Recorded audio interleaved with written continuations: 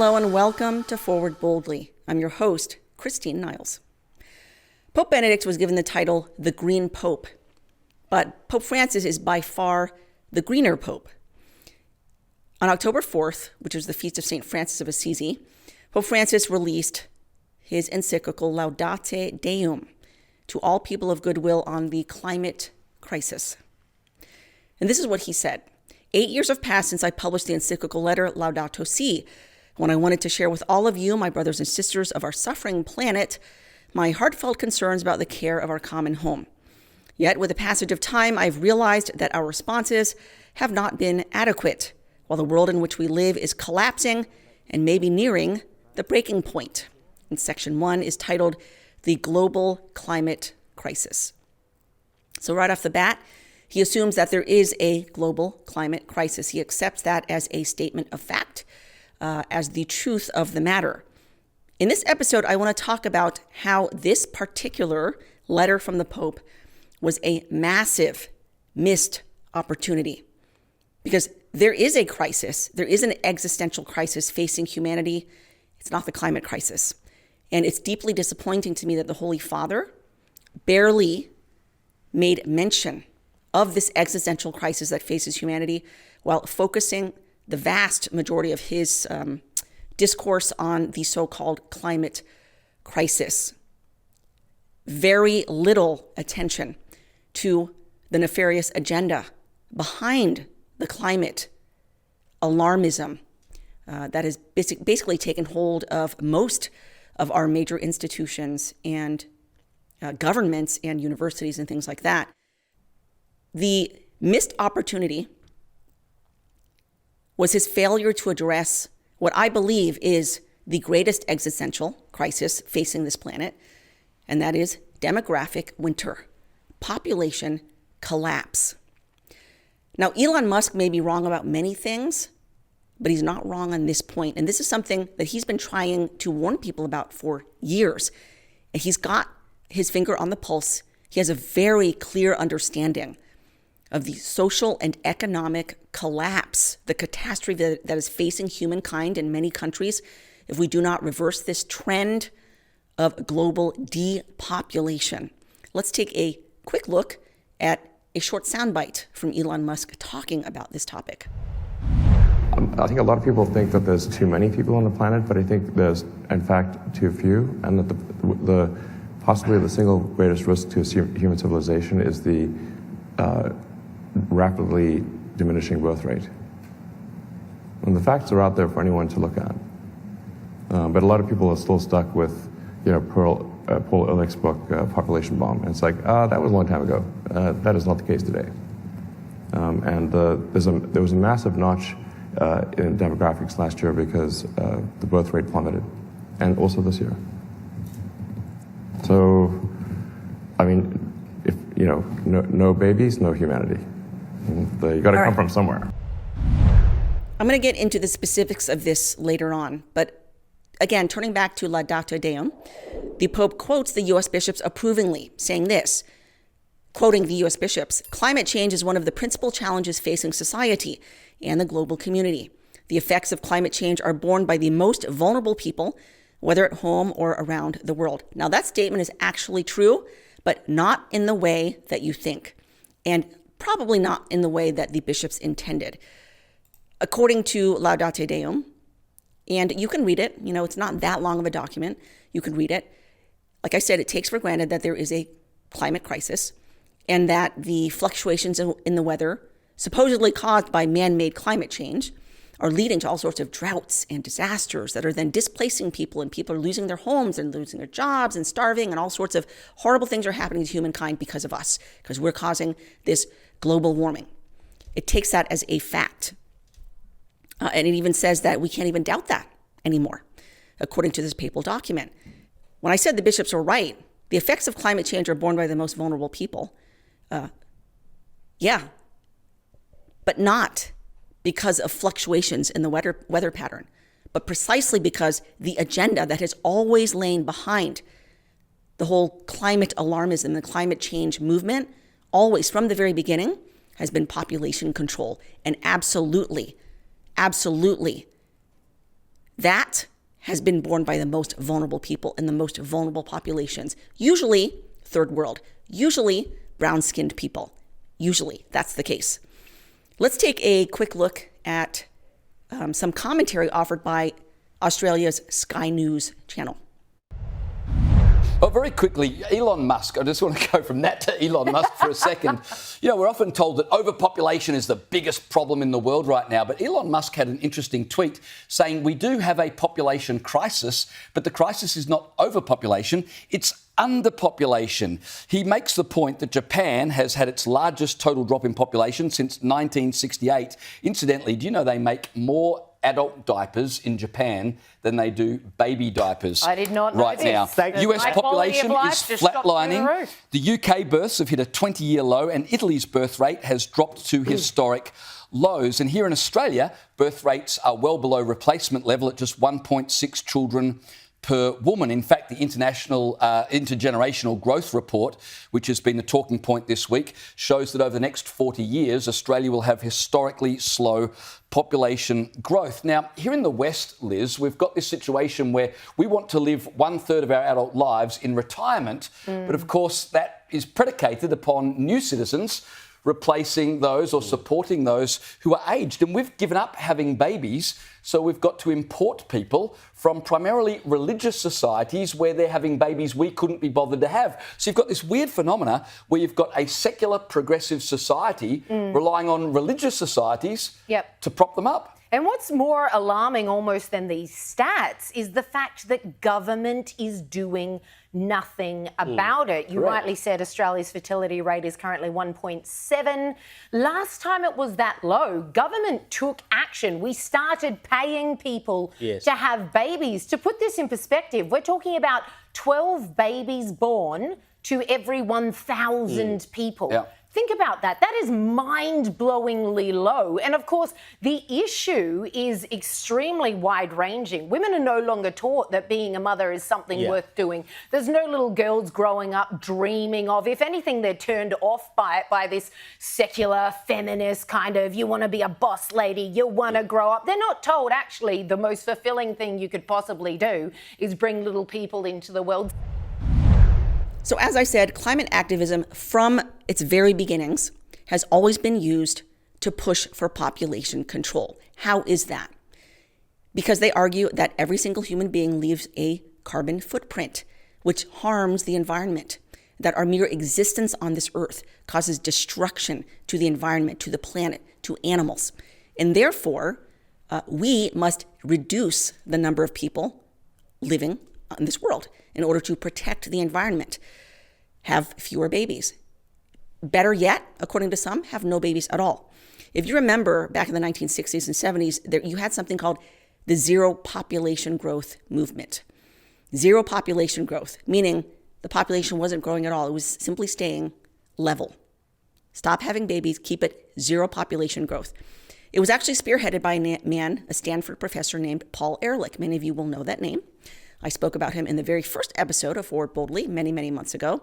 He is the notorious author of the 1969 book, Population Bomb. It went on to be one of the most influential books in the entire world, influencing policies of countries everywhere. Soviet Union, China, multiple Asian countries, multiple African countries, multiple Latin American countries, and also here at home in the US. It offered dire predictions about world catastrophe and collapse if we did not reduce the human population. This was from its opening paragraph. Quote, "The battle to feed all humanity is over. In the 1970s and 1980s, hundreds of millions of people will starve to death despite any crash programs embarked upon now. Major catastrophe was looming for the entire human population because there were just too many people on the world and we need to reduce the population now or else." Well, guess what? None of that came to pass. None of it came true. Here's the stats. Hundreds of millions, like I said, did not starve to death, never happened. There were 3.5 billion people back in 1969. It's now 8 billion today, and it's growing. And guess what? The earth is doing just fine. In fact, it's argued by some that We could triple that number, quadruple that number, and the Earth would still do just fine. I want to take a moment to thank our sponsor, Real Estate for Life. If you're looking to buy or sell a home, realestateforlife.org will pair you with a faith-based realtor who shares your values, will get you the best deal possible, and the best part is they'll give a cut of their commission to the pro-life charity of your choice. And all of this without costing you a single penny. I've used them both, once to buy my home, once to sell a home. And I was very pleased in both circumstances. Just go to realestateforlife.org to learn more. That's realestateforlife.org. The world's death rate actually fell from 13% in 1965 through 70 to 8% today. That is an almost 40% reduction in the human death rate. Famines have basically disappeared outside of war zones. And everybody can fit in a house with a yard on a landmass the size of Texas. Every family can fit in a house with room for a yard in a landmass the size of Texas. You can do the math. That is true. Like I said, the Earth can fit many billions more people comfortably. As I said in my first episode, Collapse of Nations, humans are our most precious resource. And yet, so often we treat them as the worst of the worst. Garbage. Harmful to the environment. We need to get rid of humans. We are the enemy. We're the aliens and the outliers and the strangers, and we don't belong here. This place belongs to nature and the trees and the animals. And we often end up treating the animals better than we treat human beings. And that's certainly true when it comes to abortion. Absolutely, it's true. The things that we do to little babies in the womb in abortion would be illegal if we did them to baby puppies or baby kittens. We treat baby puppies and kittens better than we treat human babies. That's the sort of topsy-turvy world that we're living in right now. All thanks very much so to this climate agenda, which is very deeply linked to the whole abortion contraception movement as well. We'll get into that in just a little bit. As I was saying, the world actually produces more food now than it ever has in its existence. We have enough food to feed the entire world 3 times over. And why is it that people end up starving and not having enough to eat? Primarily, it's because of corrupt governments. Corrupt governments keeping these resources from their people. There's more arable land now than there was 100 years ago. There's more farmland now, farmable land, than there was 100 years ago. We were actually cutting down more forests 100 years ago than we were doing now. And you can also check this. The richest countries in the world tend to be the most populated. The most populated countries in the world tend to be the wealthiest in the world. And why is that? Again, humans are our most valuable resource. How so? We are the ones who contribute to the workforce. We're the ones who contribute to the economy. We buy, we sell, we create. That's what humans do. We create, we build, we propagate, and we contribute to society. We're the most valuable resource in the universe.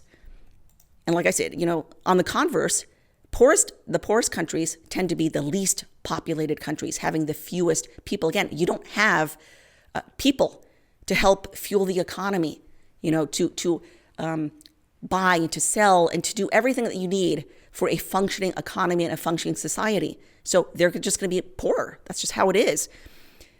But like I said, many countries took Ehrlich's warnings to heart. And they started to implement their own coercive population control programs. Like I said, the Soviet Union, Singapore, Mexico, Peru, everywhere. They started taking Ehrlich's warnings to heart, really believing that we need to reduce the human population because our country's just facing collapse if we don't. And the U.S., here in the U.S., we were one of the biggest proponents of population control. The so-called conservatives among us pushed population control. President Richard Nixon promoted the zero population growth movement. He was deeply concerned by the so-called threat of so-called overpopulation, such that in 1969, he proposed the creation of the Commission on Population Growth. And this is what he said. When future generations evaluate the record of our time, one of the most important factors in their judgment will be the way in which we responded to population growth. I believe, therefore, that we should establish as a national goal the provision of adequate family planning services within the next 5 years to all those who want them but cannot afford them. This we have the capacity to do. From this was born Title X, the nation's only federal grant program devoted to promoting so-called family planning. In other words, contraception and birth control. Why? To control the population. Then U.S. Representative George H.W. Bush, who would later go on to become our 41st president, he was the chief sponsor of the Title X bill. This is what he said. Quote, "We need to make population and family planning household words. We need to take sensationalism out of this topic. If family planning is anything, it is a public health matter." Now, why would he say that back then? Because it sounds weird to us. We're like, well, it's not sensationalist. It is a household word. What's sensationalist about the topic? You have to understand the United States was founded on Judeo-Christian principles, primarily Protestant, but Judeo-Christian principles. And a core tenet of Christianity, including Protestantism, up until about 1930, was contraception, the use of birth control, was a mortal sin, a grievous sin, an offense against God. Every single Protestant denomination held that. Every single one, without fail. And it wasn't until the Lambeth Conference of 1930 when they allowed small exceptions for the use of contraception for married couples, just a little exception. That was it. That was the crack in the dam that then led to the floodgates. And eventually, within a few decades, contraception became completely acceptable. And then, of course, it became legalized.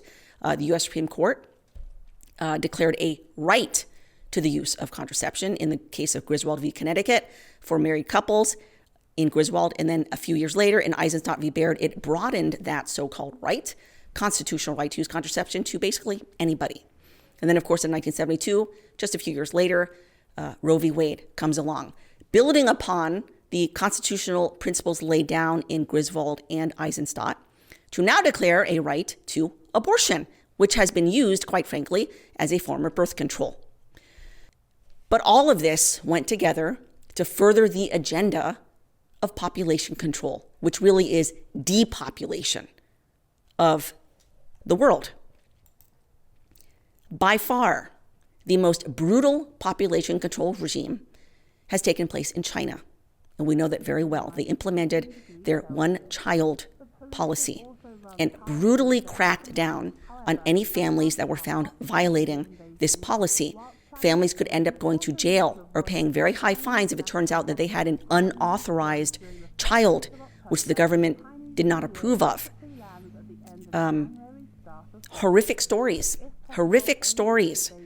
of people who lived in mainland China and saw with their very own eyes pregnant women literally being dragged out of their homes, put in a van, driven to a clinic, strapped down against their will on hospital tables, and forced to abort their children. You can see horrific images of these poor mothers lying in their hospital beds with their dead babies beside them, forced to abort them against their will because they violated China's one-child policy. China has since relaxed that policy. It became a two-child policy, and now it's a three-child policy. Why is that? Why is it that after decades, China has now sort of reversed its policy, and it's now encouraging people to have more than one child? Why? Because they realized that their population control policy has been disastrous for China, society and economy. Disastrous. There is a massive imbalance between the number of men and the number of women in China. And why is that? Because according to Chinese culture, and this is just how it is, boys are more valued. Boys are simply more valued in Chinese culture. Why? Because they're the breadwinners. They're the ones who go out and they make the money. They earn the living. They're the leaders. And so, inevitably, when a woman gets pregnant and they're faced with the choice of only being able to have one child, and it turns out they have a daughter, they're like, oh, I want a son. I want a son. Let's abort this daughter until I can get pregnant again with a son. Or we have the case of these orphanages that are filled to overflowing with unwanted girls, abandoned girls, where they're treated horribly. There was a very disturbing documentary put out a few years back called The Dying Rooms. And there were undercover journalists who went into China, went into these orphanages with undercover cameras, and they took video footage of these dying rooms where these unwanted, abandoned, sickly girls were literally just left to die with no medical care, nothing, just put away in a room. One of them was even tied to the bedpost with rope. I think she was about 10 years old and literally just left to starve to death. I mean, it was absolutely horrific, demonic. But this is the real world consequence of population control, most brutally exercised in China. But returning to Laudate Deum, the vast majority of the document expounds on the so-called scientific data supporting the idea of man-made climate change. So he gets into all the specifics of how many degrees the Earth has increased the temperature and the level of the seas rising and various other things. I just want to read one paragraph from it. He says, quote, "For this reason, we know that every time the global temperature increases by 0.5 degrees Celsius, the intensity and frequency of great rains and floods increase in some areas and severe droughts in others, extreme heat waves in some places and heavy snowfall in others." It's very obvious that somebody else wrote this because the Pope's just not, he's not an expert in this. He had somebody else write this. He just read through it, maybe changed this or that, and then placed his signature on it. But someone else wrote this. "If up to now we could have heat waves several times a year, what will happen if the global temperature increases by 1.5 degrees Celsius, which we are approaching? Those heat waves will be much more frequent and with greater intensity. If it should rise above 2 degrees, the ice caps of Greenland and a large part of Antarctica will melt completely, with immensely grave consequences for everyone." He then goes on to say the rise in the sea level and the melting of glaciers can be easily perceived by an individual in his or her lifetime. And probably in a few years, many populations will have to move their homes because of these facts. One, purely speculative, that is pure speculation. And two, no, it's not easily perceived by an individual. That the level of the seas are rising. In fact, it really very much depends on where you are on the globe. So it's not easily perceived. Again, someone else wrote this, maybe with some knowledge of science and things like that, and then the Pope just signed off on it. First thing I will say is this. It's always a good rule to follow for anybody in any walk of life, whether he be a pope or a pauper or anybody in between, to stay in your lane. Stay in your lane. Stick to the topics that one, you have knowledge of, and two, you have authority over and jurisdiction over. Please. This especially applies to the Holy Father. This is not his lane. This is for scientists, okay? Biologists, environmentalists, people who studied this, they've dedicated their lives to this. This is their life's work. This is what they know. It's for them, not for the Vicar of Christ, not for the Supreme Pontiff, not for the head of the church. None of this is in his lane. I understand there's good intentions behind it. He cares about the care of creation, as we all should, by the way, just, to cut that off of the pass. I care very much about caring for the environment and treating the environment and nature well. I love animals. In fact, I'm kind of a softie when it comes to animals. I love nature. I believe in treating nature well. But all this stuff, stay in your lane. And quite frankly, it's a little embarrassing. It's a little embarrassing to read this from the Holy Father, not simply because it was a massive missed opportunity to talk about the existential crisis of population control and demographic collapse. He didn't talk about that in this. He should have spent the entire time, the vast majority of his time, addressing that crisis, which is a very real crisis facing us and which has harmed millions upon millions, hundreds of millions of people, real world effects and real world consequences. He should have dedicated his entire encyclical to that crisis and not this. I'm sorry, not this. And we do have, not to be disrespectful in any way to the Holy Father, but we as Catholics are given the right under Canon 212 to respectfully voice our opinions for the good of the church and the good of the faithful. And that's what I am doing. I think as a matter of prudence, it was a mistake to release this and to focus so much on things that are, quite frankly, not within his ken, not within his jurisdiction, not within his knowledge. And quite frankly, he's wrong on a couple of points. And I can say that because this stuff about the environment and the degrees of Celsius, whatever, that's not magisterial teaching. It doesn't belong in the magisterium. This is purely facts based on things in the environment and science and observations. He then goes on to say this: it is no longer possible to doubt the human anthropic origin of climate change. That's just wrong. That's just wrong. And there are hundreds of scientists out there who would disagree with him, scientists with far more knowledge than Pope Francis, with all due respect. They would completely disagree with him here based on their data that they've observed. Perfectly legitimate data. This is very much still in debate and in question among the scientific community. Now, you wouldn't know that necessarily because the vast majority of institutions and universities and the media are all in the tank for the whole climate alarmism, man-made climate change.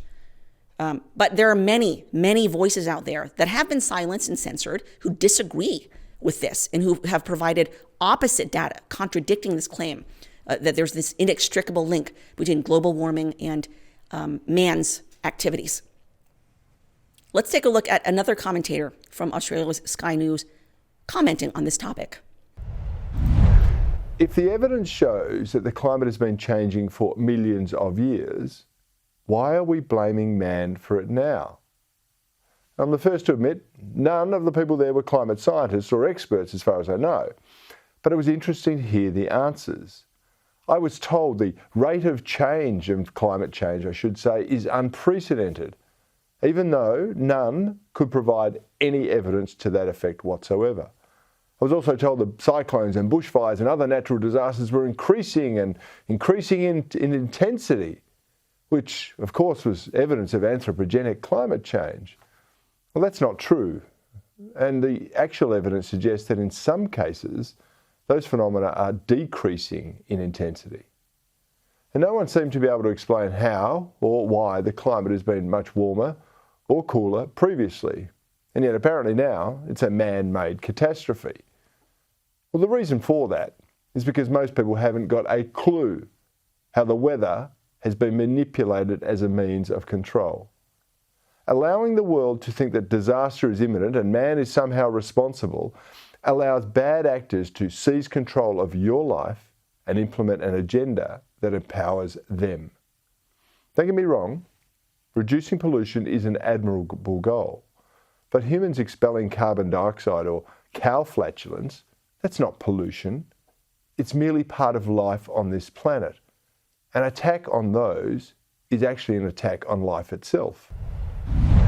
Returning to Laudate Deum, Pope Francis writes in a way that is reminiscent of the dire warnings and predictions of Paul Ehrlich's population bomb. For instance, he says this, quote, certain apocalyptic diagnoses may well appear scarcely reasonable or insufficiently grounded. This should not lead us to ignore the real possibility that we are approaching a critical point. Small changes can cause greater ones, unforeseen and perhaps already irreversible due to factors of inertia. This would end up precipitating a cascade of events, having a snowball effect. In such cases, it is always too late, since no intervention will be able to halt a process once begun. There is no turning back. First of all, I'm not entirely sure what he just said there. It was a lot of sort of, a lot of words. Didn't make a whole lot of sense. But what you get from that is this just sort of dire, we're facing this terrible future and there's no turning back. If we don't stop right now.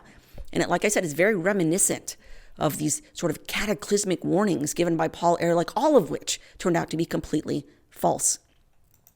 He then does give a little nod to the effects of an agenda behind the climate change movement on the human population. He says that in an attempt to simplify reality, there are those who would place responsibility on the poor, since they have many children, and even attempt to resolve the problem by mutilating women in less developed countries. As usual, it would seem that everything is the fault of the poor. That was the only paragraph that he dedicated to this topic of population control, criticizing the poor for having too many children. But again, the focus was really primarily on the poor. Well, what about people who are not poor and yet they also choose to have many children? They're affected too by the whole population control agenda, which is very much pushed by the whole climate change movement. What about that? It's not just about poverty. It's not just about the poor. It's fundamentally about this movement that at bottom hates human beings and wants to see a reduction in the human population. I hope you're enjoying the show. The rest of the show is behind the paywall, so please go to churchmilitant.com to watch the rest. For those who are not premium subscribers, you can sign up at churchmilitant.com/go premium. See you there.